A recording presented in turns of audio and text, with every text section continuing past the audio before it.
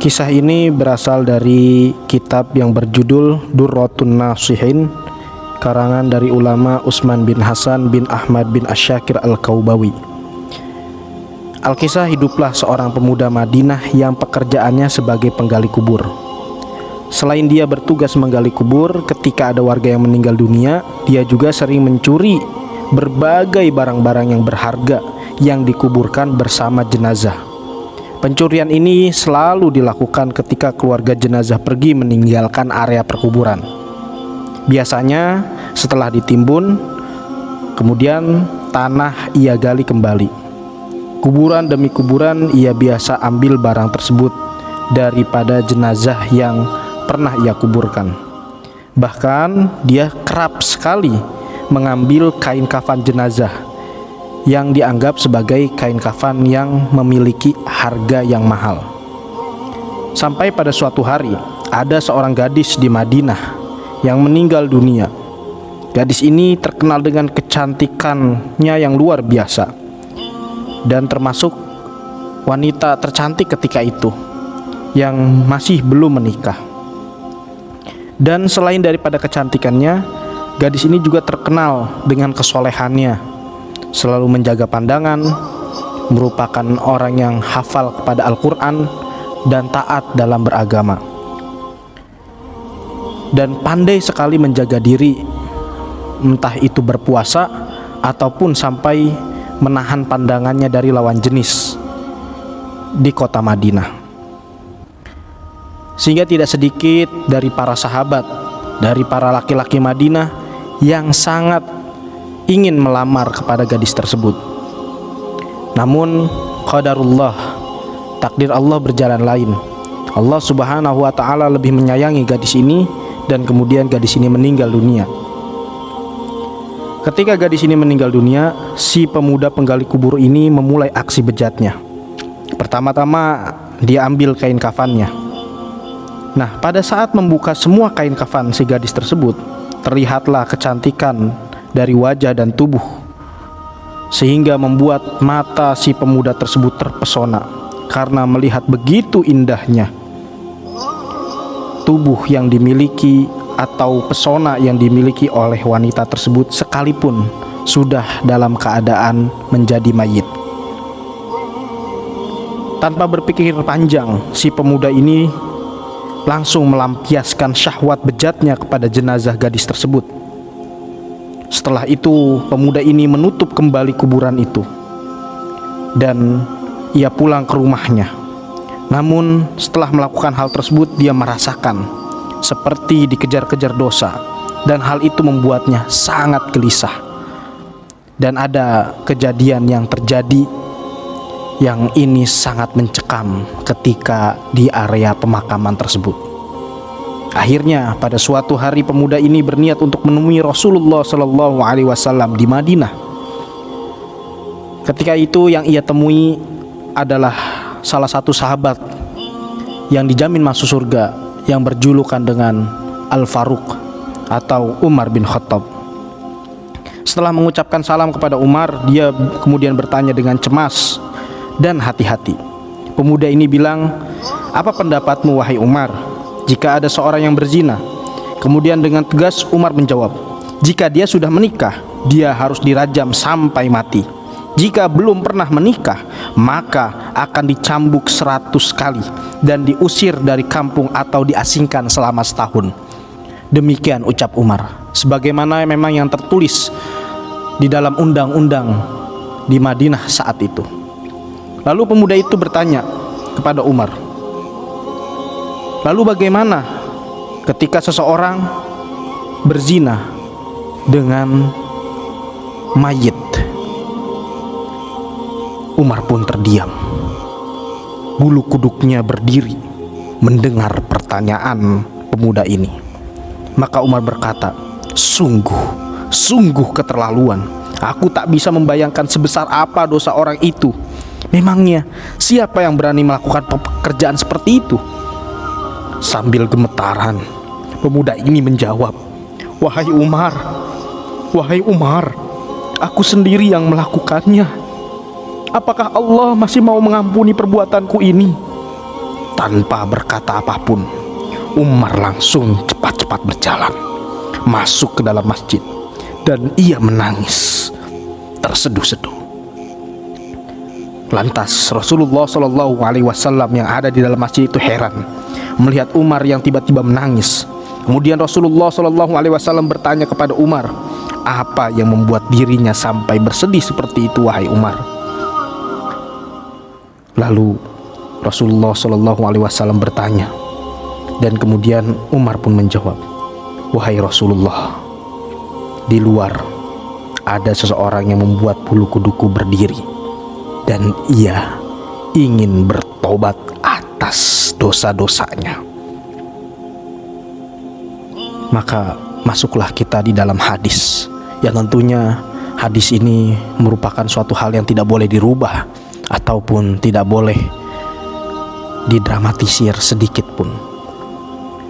Dalam kitab Durratun Nasihin karangan Utsman bin Hasan ibnu Ahmad bin Asyakir al-Kaubawi, Rasulullah memerintahkan Umar untuk menyuruh pemuda ini masuk ke dalam masjid. Setelah masuk, Rasulullah SAW melihat pemuda ini menangis terseduh-seduh. Kemudian Rasulullah pun bertanya, wahai anak muda, mengapa engkau menangis? Pemuda itu menjawab, ya Rasulullah, aku ini terlalu banyak dosa. Aku takut jika Allah akan marah besar kepadaku, ya Rasulullah. Kemudian Rasulullah SAW bertanya, apakah engkau telah menyekutukan Allah, atau engkau telah membunuh orang yang tidak bersalah? Si pemuda menjawab, tidak ya Rasulullah, aku tak pernah melakukan kedua hal itu. Kemudian Rasulullah SAW berusaha untuk menghibur, mengintermezzo anak muda ini.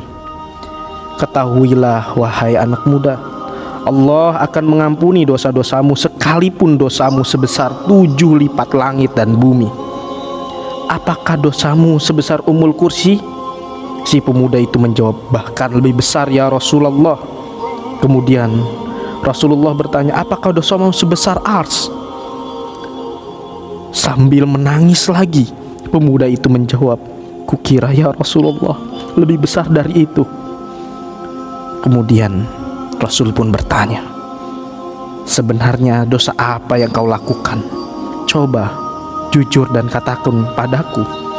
Pemuda itu menjawab, sungguh aku malu untuk mengatakan ya Rasulullah. Sampai akhirnya Rasulullah membujuk, jika tidak kau katakan ya wahai anak muda, maka dosa itu tidak akan tetap membebani jiwamu. Dosa itu akan tetap membebani jiwamu. Pemuda itu terdiam. Kepalanya hanya tertunduk melihat lantai masjid. Kemudian dia mulai memberanikan dirinya untuk mengatakan apa yang telah ia perbuat. Pemuda ini bercerita, aku telah 7 tahun bekerja sebagai penggali kubur. Suatu hari ada gadis yang meninggal dari kaum Ansor. Semasa hidupnya dia adalah gadis yang sangat cantik. Secara diam-diam ku gali kuburannya dan ku buka kain kafannya. Awalnya aku hanya berniat mengambil kain kafannya saja, tapi kemudian aku tak bisa menahan syahwatku. Maka ku lampiaskan syahwatku itu dengan menzinahi jenazah gadis itu sampai aku puas. Setelah itu ku tinggalkanlah mayat itu begitu saja. Kemudian baru beberapa langkah aku meninggalkan kuburan itu ya Rasulullah. Tiba-tiba mayat itu bangkit dan berkata kepadaku, sungguh celaka engkau wahai pemuda. Apakah kau tak malu kepada Tuhan yang kelak akan membalasmu di hari kiamat? Pada saat semua orang dituntut balas, engkau membiarkan aku dalam keadaan telanjang dan berhadas besar di hadapan Robku. Mendengar pengakuan dari pemuda ini, Rasulullah SAW menjadi sangat marah, dan seketika itu langsung berdiri dan berkata, wahai pemuda fasik, tempatmu memanglah pantas di neraka. Keluarlah dari tempat ini. Si pemuda pun keluar dari masjid dengan keadaan lemas dan hati yang hancur. Tak ada baginya untuk mendapatkan pengampunan dari dosa-dosanya. Sebenarnya saat itu dia betul-betul ingin bertobat kepada Allah Subhanahu wa Ta'ala. Kemudian ia melangkahkan kakinya tanpa tahu arah dan tujuannya. Saat itu Rasulullah Shallallahu Alaihi Wasallam ingin mendengar ada petunjuk langsung dari Allah Subhanahu wa Ta'ala. Ingin kiranya Allah menurunkan wahyu. Sampai ditunggu, beliau istikharah, beliau berzikir tentang peristiwa yang baru saja beliau dengarkan dari cerita pemuda tersebut. Di sisi lain, pemuda ini pun pergi menyendiri dalam sebuah gua, seolah dia sedang bertahanus di gunung itu atau di gua itu. Dia terus menangis, meminta ampun kepada Allah Subhanahu wa Ta'ala. Dia pun bersumpah tidak akan keluar dari gua itu sebelum Allah memaafkannya, dan menyampaikan ampunan itu lewat Rasulullah Sallallahu Alaihi Wasallam. 40 hari sudah berlanjut. Tubuh dan wajah pemuda itu berubah drastis. Selama di dalam gua, dia hanya bertahan hidup dengan makanan yang dia temukan di dalam gua. Dia terus berdoa, Ya Rabb, Ya Rabb, wahai penciptanya, wahai Tuhannya Muhammad, wahai Tuhannya para nabi dan rasul, wahai Tuhannya Nabi Muhammad Sallallahu Alaihi Wasallam, Rabb dari Nabi Adam dan Hawa, jika aku telah Engkau ampuni, maka sampaikanlah kepada Nabi Muhammad dan para sahabatnya. Tapi jika saja tobatku ini Engkau tolak ya Rasulullah, jika saja tobatku ingin Kau tolak ya Allah, maka bakarlah aku di dunia ini dan bebaskan aku dari siksa akhirat. Sungguh aku tak akan sanggup menerima siksamu di akhirat kelak. Tak lama dari itu Allah Subhanahu wa Ta'ala mengutus malaikat Jibril untuk menemui Rasulullah Sallallahu Alaihi Wasallam. Kemudian malaikat Jibril bertanya, wahai Rasulullah, Allah menitipkan salam kepadamu. Dan Allah bertanya, apakah engkau yang menciptakan makhluk? Lalu Rasulullah Sallallahu Alaihi Wasallam pun menjawab, yang menciptakan adalah Allah Subhanahu wa Ta'ala. Aku dan semua hanyalah makhluk. Jibril berkata, apakah engkau yang memberikan rezeki kepada mereka ya Rasulullah? Kemudian Rasulullah menjawab, tidak, hanya Allah lah yang memberikan rezeki kepada makhluknya. Kemudian malaikat Jibril bertanya, maka apakah engkau yang menerima taubat mereka, atau engkau yang akan menghukum mereka atas dosa-dosa mereka? Rasulullah menjawab, Subhanallah, maha suci Allah yang memberi pengampunan, hanya Allah Subhanahu wa Ta'ala.